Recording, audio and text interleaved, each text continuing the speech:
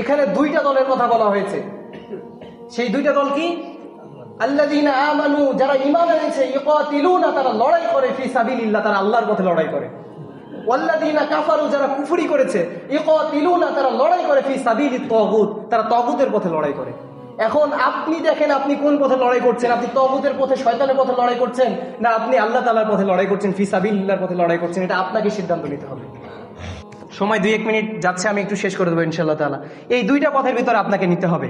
এখন আপনি ফি সাবিলিল্লাহর পথে আছেন না ফি সাবিলিত তাগুতের পথে আছেন, এটা আপনাকে সিদ্ধান্ত নিতে হবে।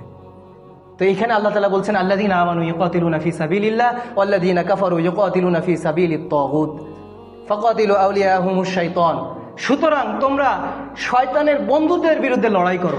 আউলিয়া বললাম না, অভিভাবক, অভিভাবক। আবার এখানে আউলিয়া দ্বারা বন্ধু বোঝানো হয়েছে। সুতরাং আমাদেরকে আল্লাহ তাআলা ফিনিশিং টানছেন যে তোমরা সাবধান হয়ে যাও। সুতরাং তোমাদেরকে সব দেখিয়ে দিলাম, এটা ডান, এটা বাম, এটা সত্য, এটা মিথ্যা।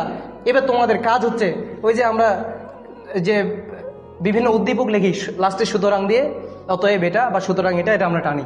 তো সুতরাং আল্লাহ তাআলা আমাদেরকে বলছেন যে সুতরাং তোমরা শয়তানের বন্ধুদের বিরুদ্ধে লড়াই করো।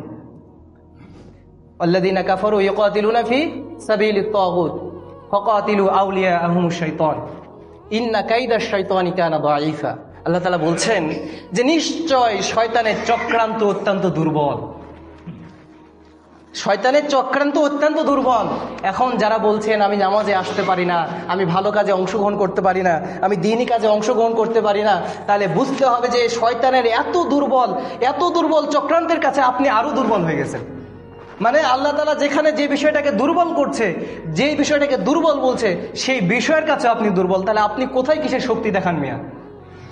আমি সমাজে শক্তি দেখাই, আমি অমুক, আমি তমুক। আপনাকে ফজরের জামাতে পাওয়া যায় না, আপনাকে মসজিদের জামাতে পাওয়া যায় না।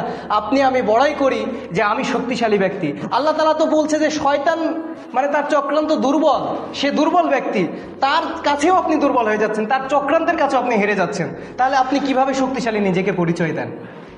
তো এই জন্য এই যে 6টা আয়াত নিয়ে আলোচনা করলাম, এই আলোচনার ভিতরেই যে শিক্ষাগুলো আমরা পেলাম যে যখন সমাজে কোনো কাজ বা নিজের কোনো কাজ করব তখন পূর্ব প্রস্তুতি রাখবো। যখন কোনো কিছু করব ঐক্যবদ্ধভাবে করার চেষ্টা করব, জামাতবদ্ধভাবে করার চেষ্টা করব। তারপরের বিষয়গুলো তো বললাম, একটা করে প্রত্যেকটা আয়াতের বিষয়গুলো বলার চেষ্টা করলাম। পরিশেষে একটা বিষয়, আমাদের দুইটা পথ, ফি সাবিলিল্লাহ, ফি সাবিলিত তাগুত। এখন যে কোনো একটা পথ আমাদেরকে আঁকড়ে ধরতে হবে।